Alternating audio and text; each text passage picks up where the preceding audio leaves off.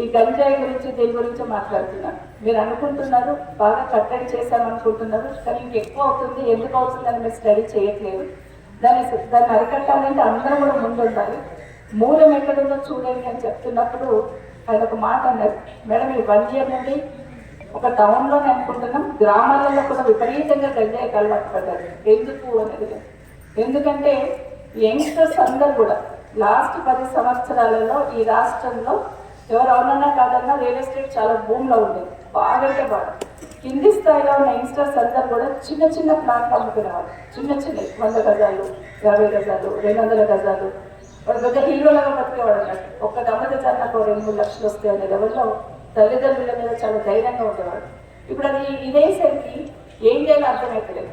మన సరూర్ నగర్ పోతే శ్మశాన వాటికలో సమాధుల మీద కూర్చొని వెళ్ళేదాంట్లో ఉన్నారు. అంటే ఏం చేస్తుందో వాళ్ళకి అర్థం కావట్లేదు. బట్ నిజంగా ఖాళీగా ఉన్నారు కాబట్టి వాళ్ళ దానికి ఒక రకమైన మూడ్లోకి వెళ్ళిపోయి అట్లా అలవాటు పడ్డ వాళ్ళు కొంతమంది ఉన్నారు. లేకపోతే కొంతమంది అలవాటు కావాలని చేసుకొని ఇప్పుడు వేధిస్తున్న వాళ్ళు కూడా కొంతమంది ఉంటారు.